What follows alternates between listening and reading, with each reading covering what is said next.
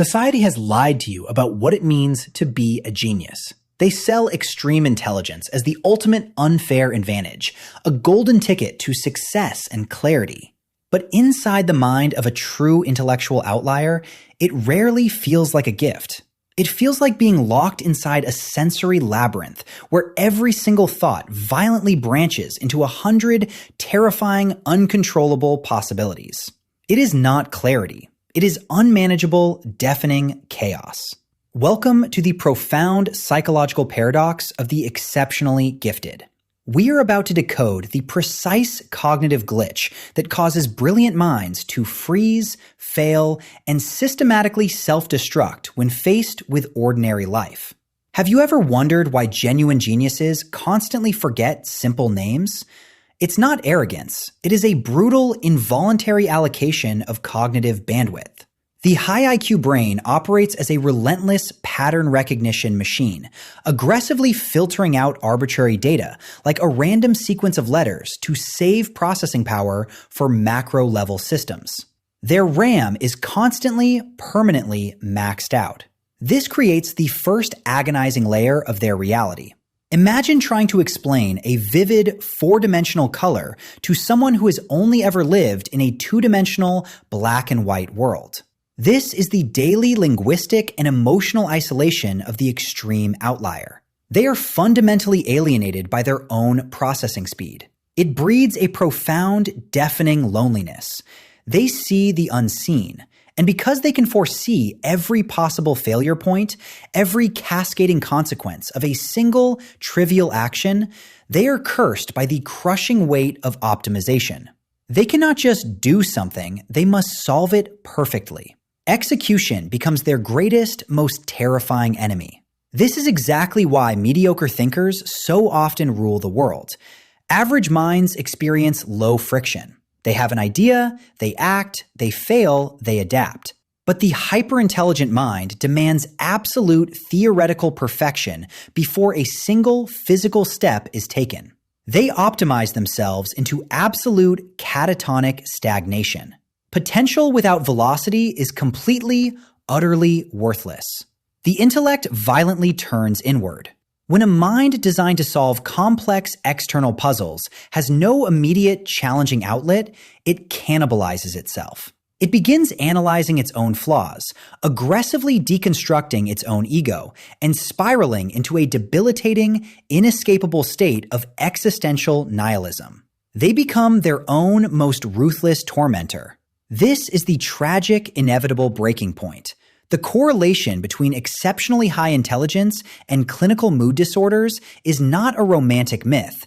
It is a brutal statistical reality. The machinery runs too hot, the world moves far too slow, and the constant dissonance simply breaks them. It is a life lived entirely in the deep end. They desperately seek anesthesia. To survive the relentless, deafening noise of their own cognitive engine, many intentionally numb themselves. They adopt self-destructive habits, not out of weakness, but as a desperate, calculated attempt to downgrade their processing speed and feel functionally normal. They actively choose mediocrity as a shield. This is the ultimate tragedy of the gifted child. They are haunted by the abstract concept of potential. When you are told your entire life that you can achieve absolutely anything, actually finishing a project becomes terrifying. Because the exact moment it is finished, it is subjected to reality. It is no longer perfect. Perfectionism is not a high standard. It is a highly lethal defense mechanism. If they self-sabotage, they remain in absolute control of the failure. It hurts infinitely less to destroy your own work because it wasn't perfect than to put it out into the harsh world and discover that you are, in fact, fallible and average. The intellect ceases to be a tool. It becomes the master. The fundamental human experience is bypassed entirely. They attempt to rationalize emotions instead of actually feeling them. When a high IQ individual faces deep heartbreak or trauma, they don't cry. They build a complex psychological thesis on exactly why it happened. This completely prevents emotional healing.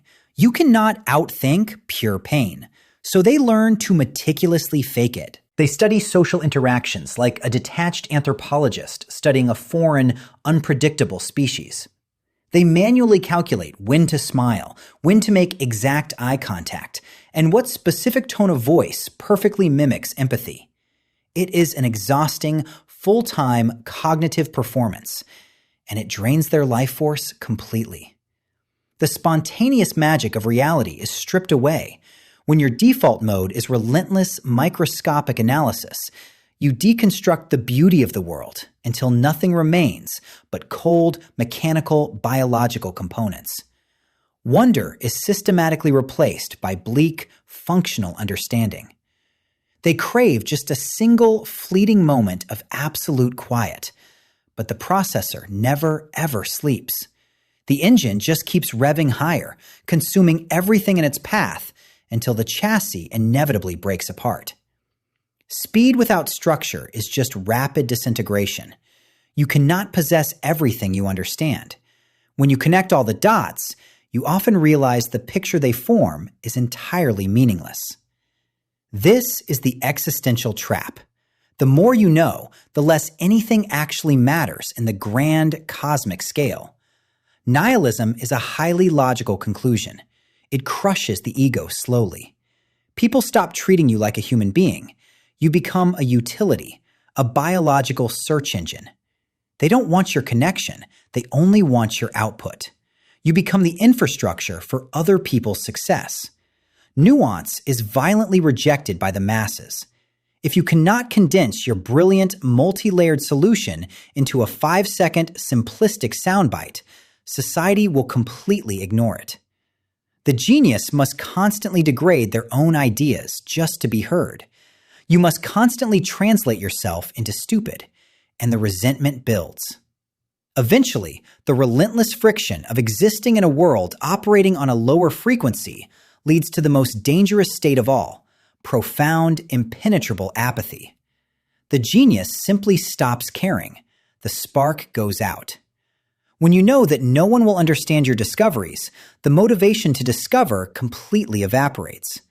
They become trapped in loops of useless optimization. Unable to solve the macro problems of a chaotic world, they obsessively control the micro. They optimize their daily routines to a pathological degree, mistaking rigid structure for actual progress.